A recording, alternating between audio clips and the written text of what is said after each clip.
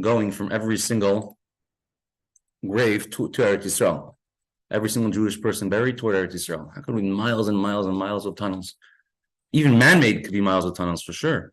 Those are not Hamas tunnels. The what? They're not Hamas tunnels. Not Hamas tunnels. When Hamas is doing our job. Just getting ready for Mashiach.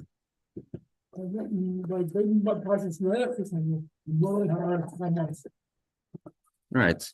I mean, Hamas in Hebrew means a earthenware container where you go to the bathroom. It's called a septic something. That's a Hamas. Hamas haninim yenam. The Chemes. Up to the Mishnah.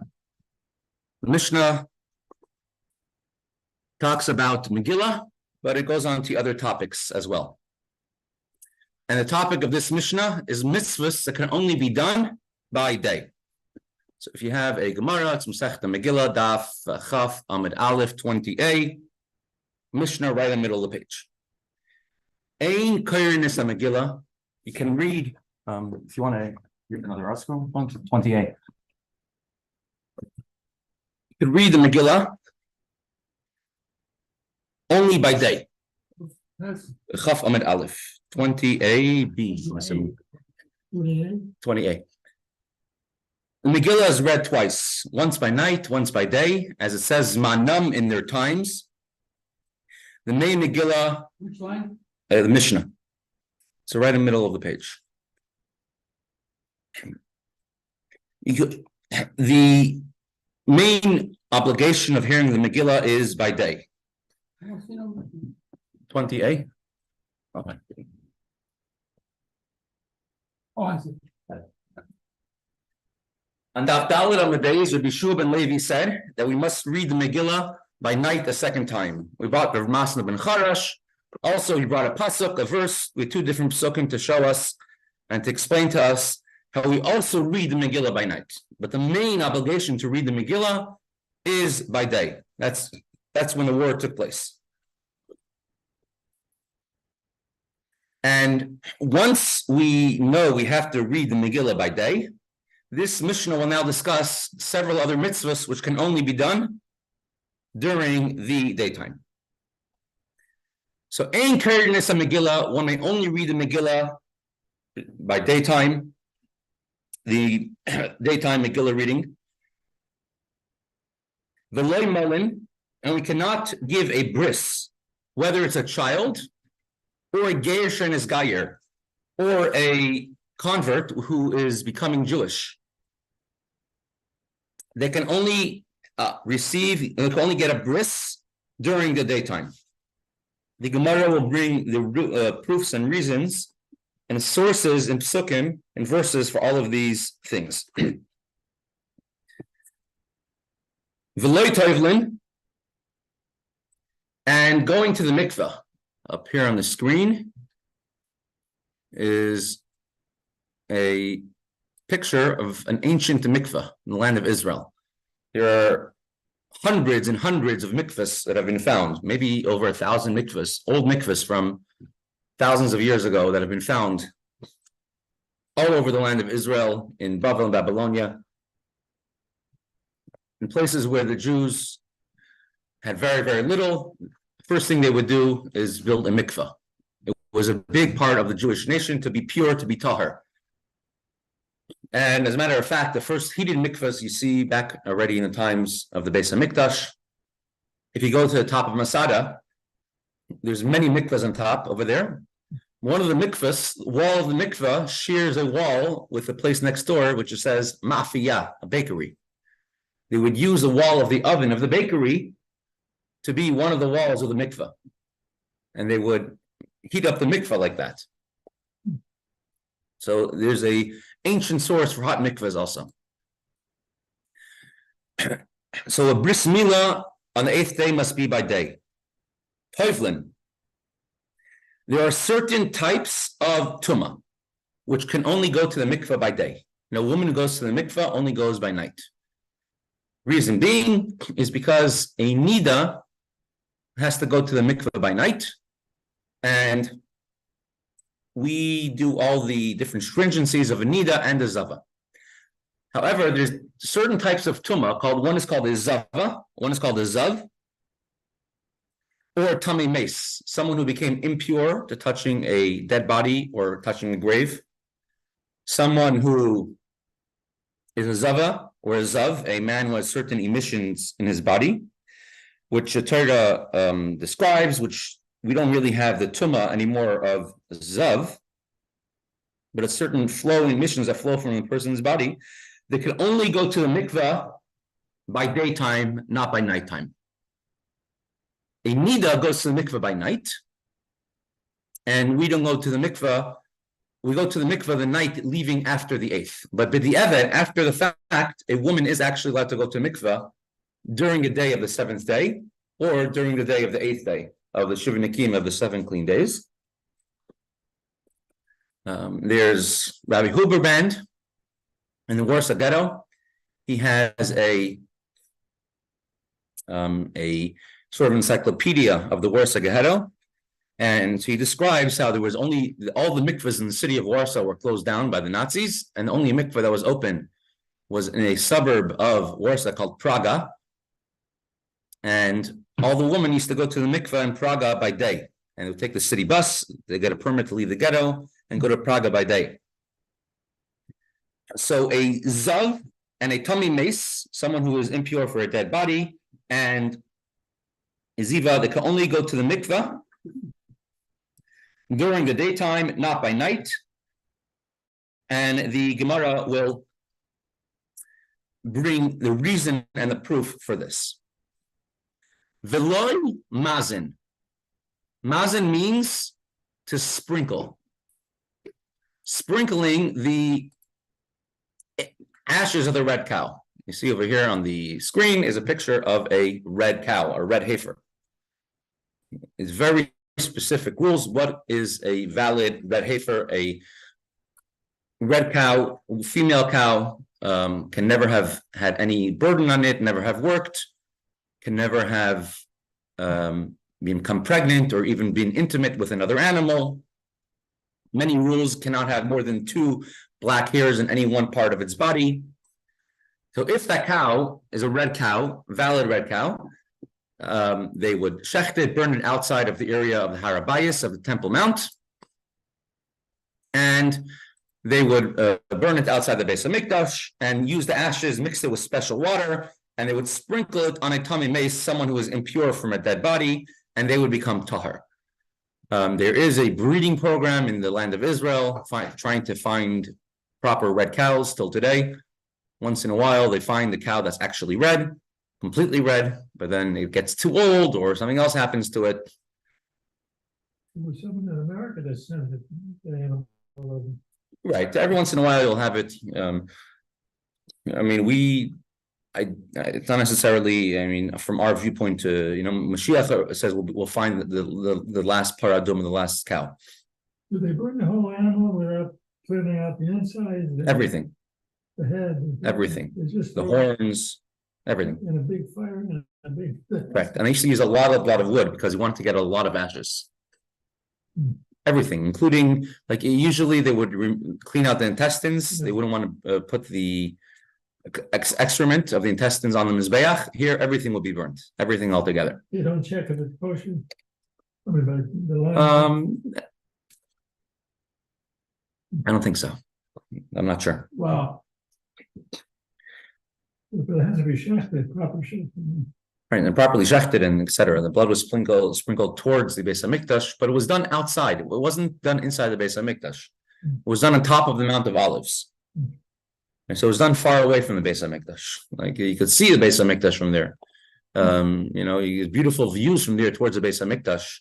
Nowadays, there's a few Jewish settlements in that area, neighborhoods that they built.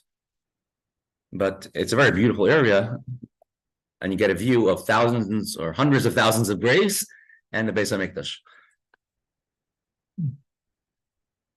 So mazin, sprinkling the ashes of the red cow, the red heifer, could only be done by day. And again, we'll have a source for that in the Gemara. Loi titbo, v'chein shemeres yoin keneged yoin. So too, a woman who observes a clean day for a spotted day. This doesn't really apply nowadays. We don't do Shemeres Yom Keneged Yom. Nowadays, we do the Chumrah of Reb Zera, that any drop of blood, we wait Shiva Nakim, 7 clean days. What's called a Shemeres Yom Keneged Yom is, from the laws of Nida, if a woman saw blood 3 days in a row, then she would become what's called a Zava.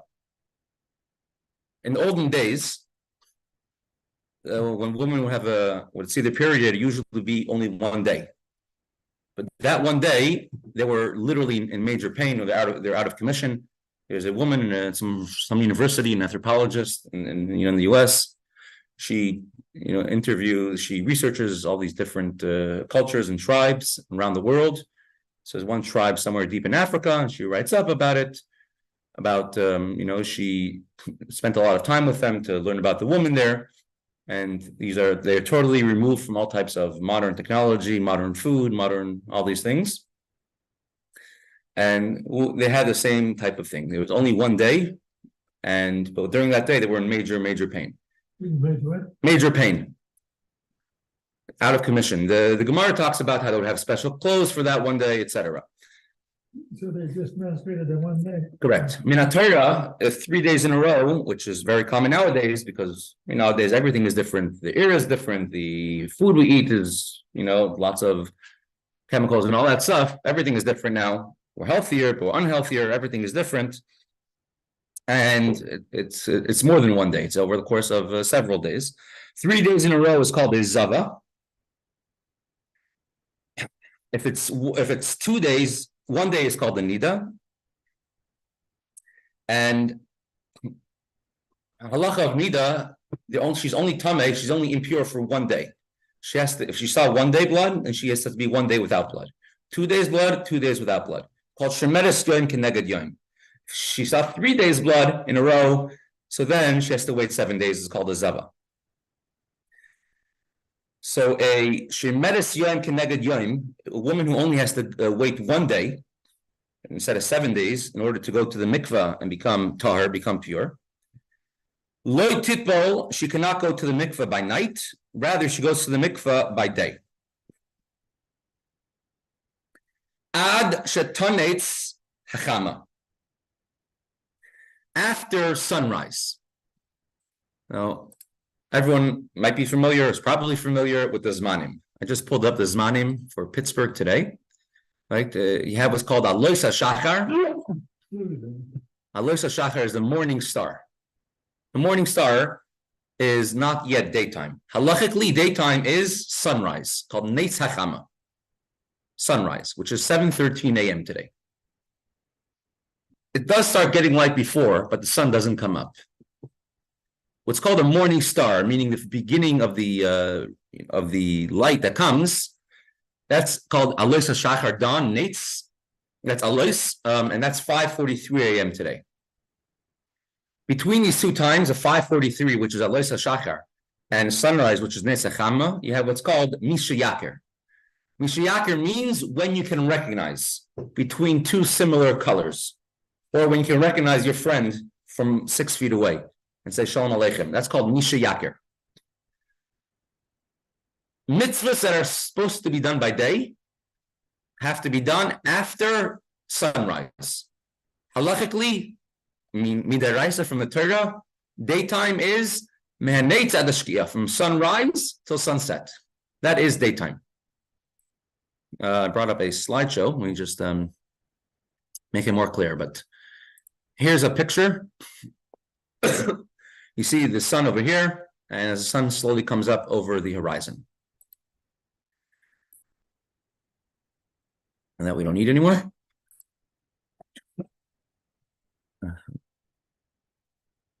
Shalom Aleichem, Yossi.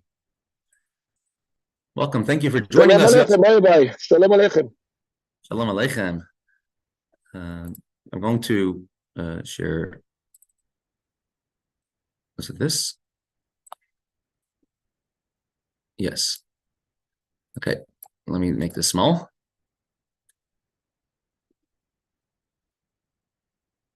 Okay. Here is just a list of Zmanim, a list of times. there's 12 hours of a day, 12 hours of the night, assuming, let's say, every hour 60 minutes, because halachically you divide the daytime and divide the nighttime, and that's why zmanim hours are different. You have what's called Netzachama sunrise, Shliasachama sunset, divide that into 12. That is 12 hours. In the summer, it might be from 5 a.m. to 9 p.m., and that could be 16 hours. In the winter, it's 7 a.m. to 5 p.m., and that's only 10 hours. That is, and divided into 12, that's how we calculate hours. A perfect day happens twice a year, where there's exactly 12 hours in the day, 12 hours a night, and that's 6 a.m. to 6 p.m. about. So before Netzachama, before sunrise over here, you have what's called Alois HaShachar, where it starts becoming light outside. After Shkiyas Achama, sunset, you have what's called Tseis HaKechavim, where 3 stars come out. Many Zmanim, for many times, were strict. For all the Zmanim Dairaisa, all biblical times, we're very strict, and we keep Shabbos until Tseis HaKechavim, until 3 stars go out. We start fasting Yom Kippur, or other fasts, usually from Alois HaShachar, from the morning sun. And we start fasting Yom Kippur from Shkia, from sunset. Between the time of sunset and 3 stars, that time period is a time period where it might be day, might be night. There's some point in the middle where it's a cutoff point. And therefore, we start keeping Shabbos already from Shkia. We start fasting from Shkia, from sunset. This area, sunset and Alois HaShachar, sunrise, so when the sun is looking approximately like it looks over here, right? In the first part of the day, the sun's not up, but it's starting to get light. And the last part of the day, it's sunset, and the sun's not really shining. Half the sky is getting dark. These areas of time is what we're going to be the topic of our Mishnah, called Amud HaShachar. Mainly, we're going to discuss the morning one. It's called the morning star. From when the sun comes up, from when it starts getting light until the sun comes up, this time period. And it could be about 2 hours sometimes. Could be less, could be more. So that's what the Mishnah here will be discussing. All right, nowadays, you don't have to figure this out. It's all done for you on a Zmanim app. You'll open the Pittsburgh Post-Gazette. Many of the times are there as well.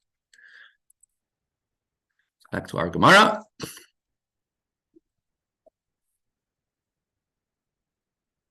Oopsies. Back to our Gemara.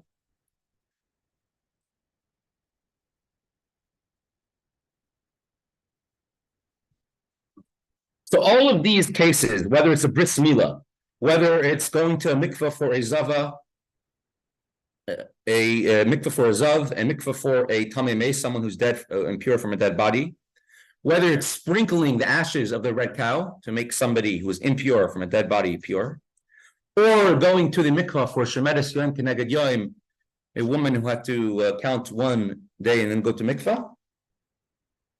All of them cannot go to mikvah by night; they must go by day. Ad shetane tzachama, and they have to go to mikvah only after sunrise. So let's say it would be in Pittsburgh today.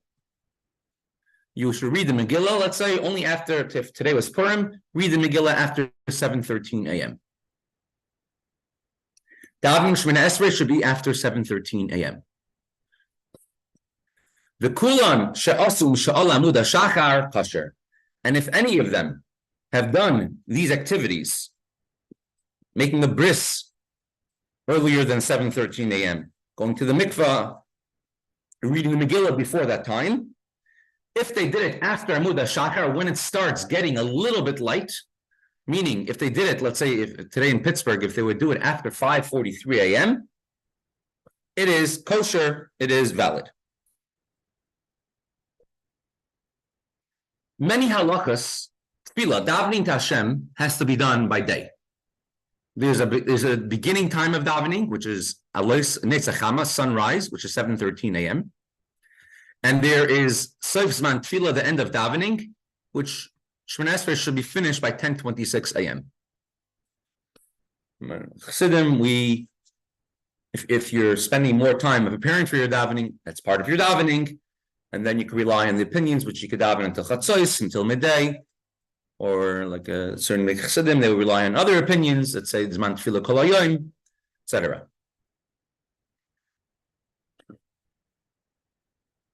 Putting on talis and tefillin, says earliest talis and tefillin can only be done after 6:20 a.m. Called Misha Yaker, when you can recognize the difference. The tzitzis used to be originally blue, called chelas. When you can recognize the color of techelas, when you can recognize the color blue, that's from that moment, if you're outside and the sun is shining enough, that's the earliest time you could say Shema, because Shema, we mentioned the mitzvah of tzitzis, it's one of the 3 paragraphs of Shema, as well as Shema is not necessarily a time of day. It doesn't say to say Shema by daytime. It says ufkumecha, when you get up. And people get up closer to this time. So Shema doesn't start from when people get up, rather doesn't start from daytime, starts rather from when people get up. And you have to say Shema before Shemana Esrei. And since the earliest Shemana Esrei is at sunrise, which would be 7:13 a.m., therefore you can say clear Shema shortly before that. And they say the earliest time is Misha Yaker. The Diavad is that if somebody did not daven Ma'ariv, they should daven Ma'ariv all the way till Netzachama, till sunrise. Should still say Shema and daven Ma'ariv, even if it's light outside, as long as the sun did not rise. With the Eved, because Shema does not depend. Say Shema at night, not Shemana Esrei, because Shema depends on the time when you go to sleep. And there are some people who go to sleep near the end of the night.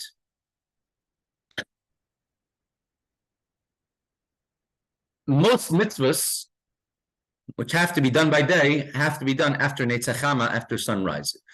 Majority of mitzvahs, if they were done before, then you are yotze, you have fulfilled your obligation of doing the mitzvah, at least with the Eved. So you can say Daven Marav up until night. Is that true?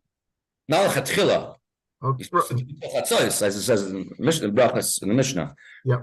You can do it till Alois. But if you didn't do it, or a person's an oines, an accident, you should still do it till Alois.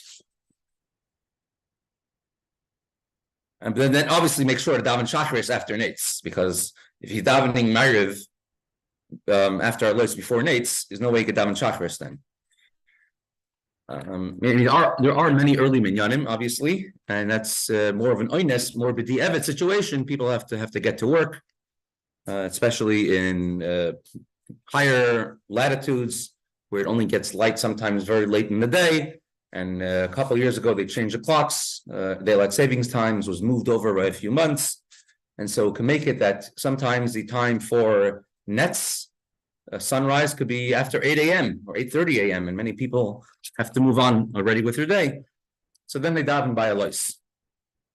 And there is obviously a tshuva of Rav Moshe Feinstein that if someone cannot put on tefillin for whatever reason, by Alois, he says there's a time even before that, like they should put on tefillin, at least before that.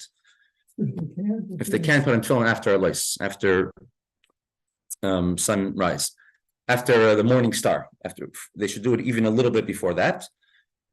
Reb Chaskell Brud has a story when he was in Siberia once, and they were trying to leave during the refugees from the war, and it was very dangerous to put on tefillin. One time he was on a sled going from place to place, and he said he's going to use the time on the sled to put on tefillin.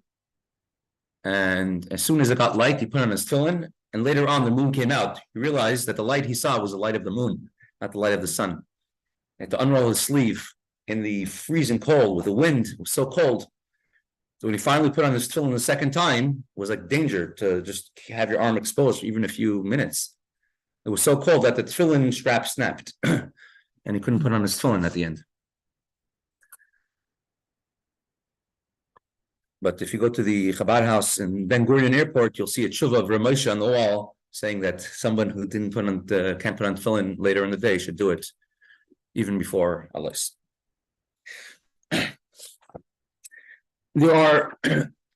So it's interesting. All the mitzvahs over here are mitzvahs which are dependent upon a time. Mitzvos asay shazman grama have a specific time. Do you know how many mitzvahs say? Now, women are only obligated in mitzvahs say in positive mitzvahs that don't have a set time. For example, believing in Hashem is a constant mitzvah. Mitzvahs which have a set time, women are patur, women are exempt from. For example, eating in a sukkah is only on sukkahs. They don't have to do. Putting on tefillin, which has a set time, only by day. They don't have to do. Mitzvahs which have a set time, women are exempt from. Do you know how many mitzvahs there are that are mitzvahs asay shazman grama, positive mitzvahs which have a set time that women are exempt from? Some mitzvahs there are which have a set time they have to do. For example, Shabbos, even though it has a set time, it's once a week, they keep it because there's a lois asay, there's a negative mitzvah connected with it. Don't work on Shabbos, and they have to do the negative mitzvah, so they keep the positive mitzvah as well. Kiddush, women are obligated in. It's part of sanctifying Shabbos. You know how many mitzvahs, positive mitzvahs there are that women are exempt from?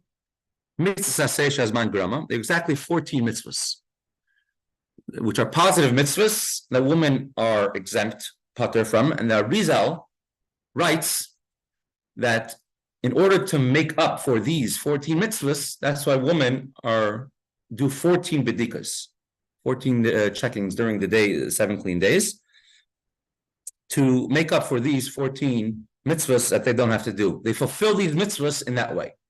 So Hashem has everything with an exact cheshbon. We'll continue with the Kunter Samayan, and we'll get a little bit into the topics of a bris. Could a bris be done by day? By night? I'll have a few interesting miracle stories with the Rebbe about that. I will continue now with Kuntras Umayan from the Rebbe Rashab. Now let's go to the other one.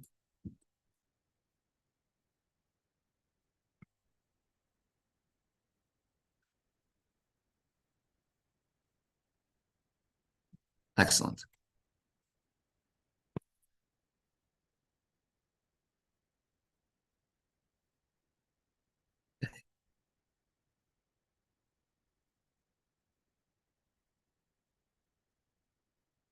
So we're talking about being a meshugana.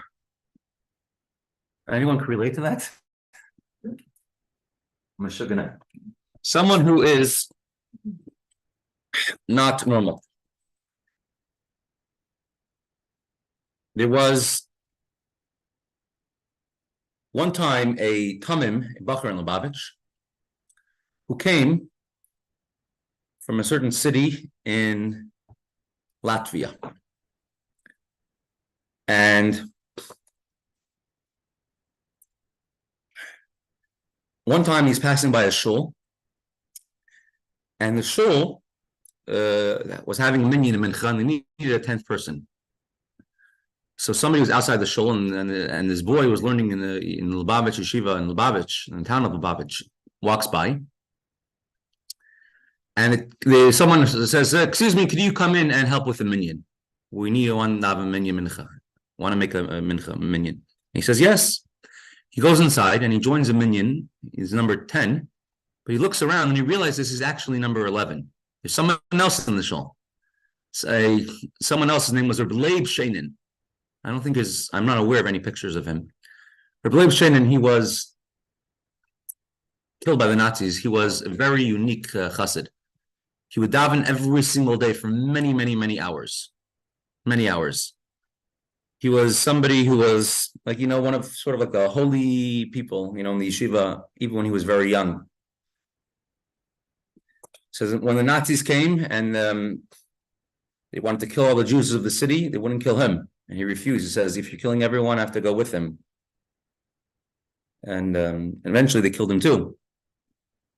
So Reb Leib Sheinin, because the non-Jews of the city, they said this person is very unique, he's special. They don't, you can't kill him. And the Nazis didn't want to kill him. And he says, I'm going with my brothers. Don't kill any of them. And so Reb Leib Sheinin, he was in the shul because he came from the same town called Dukshitz. And he was davening for many, many hours. And so he's in the shul still davening.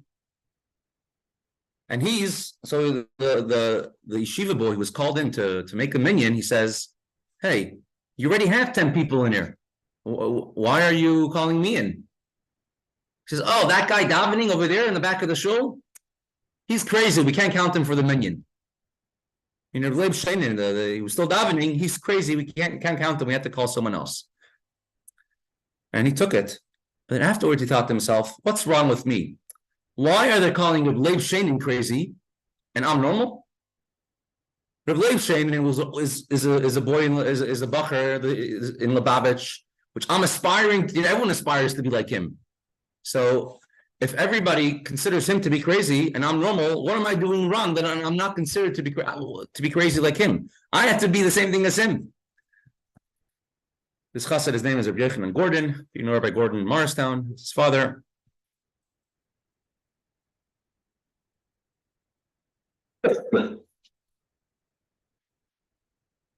A chassid in the Mishnah is mentioned many times. A chassid is someone who goes lefnim mishuras adin, goes beyond the letter of the law. That's what a chassid actually means, halachically. Talmudically, what a chassid came to me now is someone who learns chassidus, goes in the ways of the Rebbeim, and it's a term that the opponents of chassidim title to the chassidim. Originally, the Vilna Gaon, the Gra, he was called the chassid, the pious one, because he was an ascetic, he was separate from everyone, he learned all day. A chassid is someone who goes beyond the letter of the law, even if sometimes doesn't make sense in an extreme way. There was one time a bacher, a yeshiva student in the town of Lubavitch, who for whatever reason, no need to, have to actually commit any crimes. Back then, in Tsarist Russia, and he was arrested probably for the army, for something else. He was arrested, and he was arrested on Shabbos afternoon, and he was in jail for a few days, and they only let him free on Tuesday. And he came back, it was like Tuesday afternoon, and this yeshiva boy, the yeshiva bacher was learning in Lubavitch, he comes back to the yeshiva, and he's literally staggering. He walks over the doorstep of the yeshiva, he says one word, and then he faints. He says the word, Havdalah, and then he fainted. Later on, they revived him, and they understood right away what happened. Someone made Havdalah for him. Says, according to halacha, if you do not hear it make Havdalah on Matzah Shabbos, you can make it all the way until Tuesday or until Wednesday, I think. You can make, and this boy was in prison and he didn't get to hear Havdalah yet. So although according to Shulchan Aruch, if you don't have Havdalah, you're allowed to eat already from midnight. If you don't have Havdalah, if you're not expecting to receive Havdalah at all, you can eat ready for midnight. But he will not eat or drink anything before Havdalah, because that's not from here. Do want to go beyond the letter of the law. And this bacher, this yeshiva student, was fasting all the way till Tuesday. And you can imagine how weak he was from Shabbos afternoon all the way till Tuesday. He's fasting. When he came in, he just managed to say the word Havdalah, and he fainted. So the idea of a chassid is someone who goes beyond the letter of the law in the way of shtus to kedusha, foolishness of kedusha, of holiness. So I heard from someone who was close to a chassid in Montreal. His name was Reb Heschel Zeitlin. Reb Heschel Zeitlin, near the end of his life, he was very weak and he was in the hospital. And Reb Heschel Zeitlin, when he would still do everything like he could to his utmost, daven many hours and, do all of his chumras, all of his stringencies that he would do. And one time he gave a big sigh and he says, I can't do it the way I'm supposed to do it. At least let me do it the way it says in Shulchan Aruch. Meaning, of course, he went far beyond the letter of the law. Shulchan Aruch says to give Meiser a tenth. He gave tzedakah far more than that. Whatever is kosher was far beyond that. So the idea of a chassid is someone who is a meshuga, an extremist in kedusha and holiness. And who greater than Rabbi Yehuda and Rabbi Yehuda Bar Ilai and Rabbi Yehuda Bar Shmuel, which they went completely extreme in their fields and making Kala happy. And you see, it ended up paying off. The only problem is, after Adam and Chava, Adam and Eve ate from the tree of knowledge. So then they became wise to the ways of the world. Maybe a wisdom they didn't want to have. Before they were involved in more lofty things, more lofty ideas. And then suddenly they started getting involved in lowly things.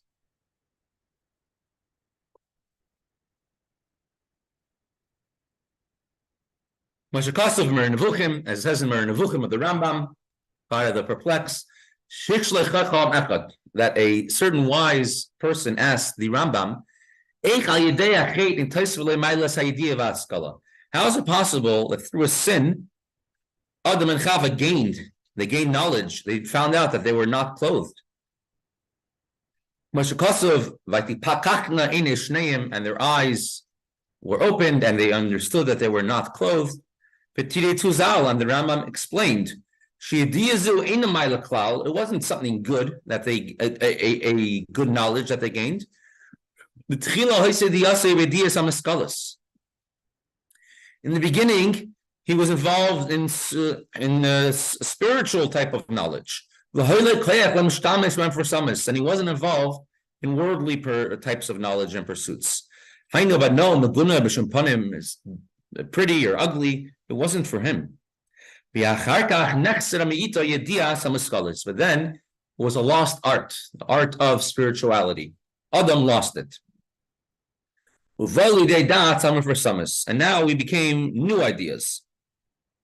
And everything had to become what you see in front of your eyes. And you follow the science, right? Because the science, of course, knows what it's talking about. Suddenly being involved in what's pretty and what's not pretty, this is something which is totally not on his caliber. It's not for him. Isa says in the Zohar, and their eyes were opened.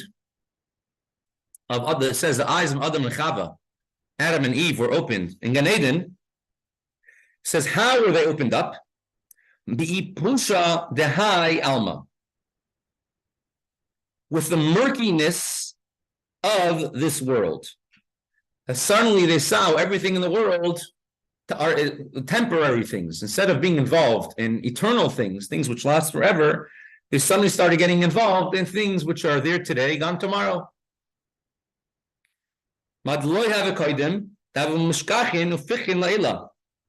Before they sinned, they did not have any involvement in these type of things. Because before that, they were only involved in observing and open eyes for only what was above them, what's higher than them. But once they sinned, they lowered the entire realm of knowledge of what floor they're on.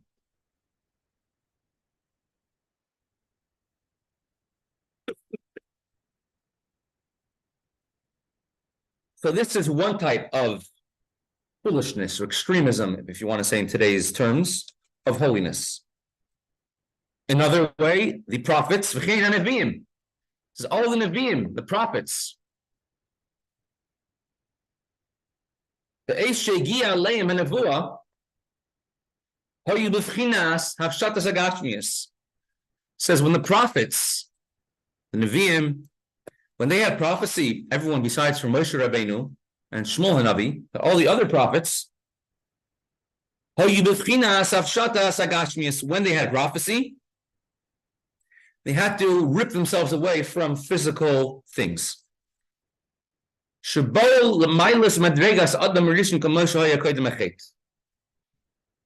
natural senses were completely nullified, and they attained the level of Adam, the first man, before he sinned. As it says in Shmuel that the many different prophets, they would remove their clothes when they were having a revelation from God, a heavenly revelation of prophecy. As it says about Shaul Hanavi, Saul. So Shaul was the first Jewish king, as we learned in the Mitzvah of Minei Melech, of appointing a king. Why Shaul had to be the first Jewish king? He had to bring the idea of Malchus kingdom to the Jewish nation to pave the way for David. Shaul, he felt that David was his enemy. David is trying to take away his power, his throne. I mean, according to Kabbalah and Chassidus, each came from a different source, and that's why one couldn't handle the other one. So there was one time when King Saul was pursuing David. He was running away, and he decided to hide by Shmuel Hanavi, by Samuel the prophet, the one who anointed Shaul as a king, and the one who took away the kingship from Shaul and anointed David as a king. And Shaul found out that David HaMelech is hiding by Shmuel in Har Ephraim in Ramus. So he sent his soldiers, his retainers, to go capture David. However, what happened is, as it happens in many places, is when you come into an environment of Kedusha, of holiness, you become affected. And it says, as the soldiers of Shaul were coming into the city, they were affected by Kedusha, the holiness emanating from the yeshiva, this medrash of Shmuel, and they started saying nevuah. They fell on their faces, and they themselves became full of divine prophecy. Not something that they worked on, but a revelation of godliness was too strong for them.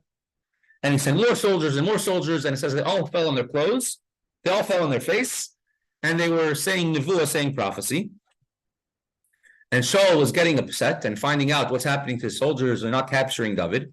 So he himself went, I'm going to kill David myself, even if it's in the study hall of Shmuel Hanavi. When he came there, he says he also fell on his face, and he pulled off his garments, and he said prophecy, and he took off all of his clothes and he was unclothed. What? Because when a prophet says prophecy, anything physical is repugnant. They're in a totally spiritual plane now, something that most people, me included, cannot understand. So anything physical becomes totally repugnant, and they remove any form of physicality.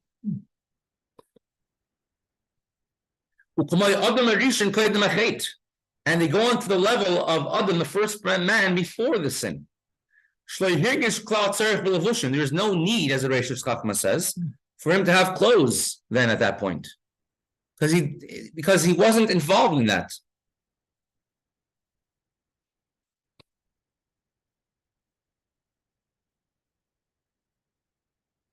So the different Nevi'im, the prophets, later on, when they were saying prophecy,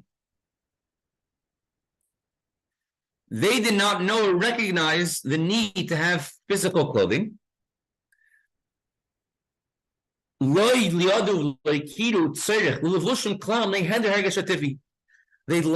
lost natural perception.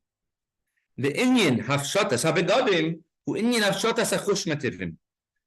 Removal of garments means divesting oneself of their natural faculties. Removal of clothes, according to the Radak and according to the Rabag, they would say that wouldn't mean in a physical sense that they would remove their clothes. The prophets remove the clothes during prophecy. Rashi says that they would actually remove their clothes. The Rabag, he was actually an early astronomer. Interestingly, there's a star named after him. It's called the Rabbi Levi star, the Rabag. Radak, David Kimchi, they both say that when Shaul and his men remove their clothes, doesn't mean they remove their physical clothes, it means, just like a clothes covers over the person, means they remove their spiritual inhibitions. Many times a person doesn't want to, go extreme. I'm going to call me an extremist. I don't want to bring myself to such a spot that's too intense for me, it's too powerful for me. It's too deep. There's a certain person, a very a politician in Eretz Yisrael. I'm trying to remember his name right now. But he was in Yechidus by the Rebbe several times. The Rebbe spoke to him at length about several, very, very sensitive topics. But one of them was Mi Yehudi, who is a Jew that would accept, even those who did not convert according to halacha as Jewish in the land of Israel, etc. And he says, when I spoke to the Rebbe, every time the Rebbe's logical arguments would be too overpowering for me, I would hold my hands under the table and I would say, I am, and he said his name. I can't give in. Meaning an akshanas. He didn't want to give in. Meaning many people don't want to, they're certain sort of entrenched in a certain type of way, and they don't want to remove themselves from a certain understanding. So the Rabag and the Radak say what it means in this case is that Shaul HaMelech removed his spiritual garments, his spiritual inhibitions, his spiritual limitations in order to say Nevuah. Just being in the presence of Shmuel, of the prophet Shmuel, was so intense and so powerful that it automatically caused him to do it. Just like you have a very big Talmid Chacham, a Rosh Yeshiva, a Torah scholar. When you see somebody sitting and learning with enthusiasm, excitement, that has an effect on you automatically. When you see somebody davening with feeling, that has an effect on you. You see somebody doing something with excitement, it has an effect on you. And all the more so, someone with the intensity of Shmuel Hanavi has an effect on them. Many people say they go to the oil and they feel something, it has an effect on them. Where's the koisel? Wherever it is, someone has a connection to a spirituality, feels spiritual, is able to appreciate just by being in the presence of a very big spiritual person. And that's why he was affected and he started saying Nevuah, prophecy. This is why a Navi, a prophet, is called a Meshuggah, someone who is deranged. For the perceptions which became natural to the person as a result of the tree of knowledge, and all of our enlightenment and clarity that we have as a result of the tree of knowledge, and our cynicism and everything else that we have, which came as a result of the tree of knowledge, the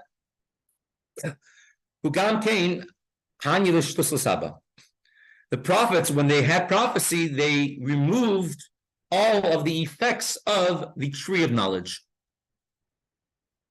And therefore, that's why they're considered to be insane. Arum means unclothed, not wearing clothes, but in Arabic, maybe Yossi knows, Arabic arum means insane, means crazy.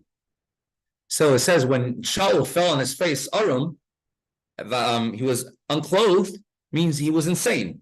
A Navi, a prophet, is considered to be an arum, someone who is crazy, someone who is not in a normal way of things.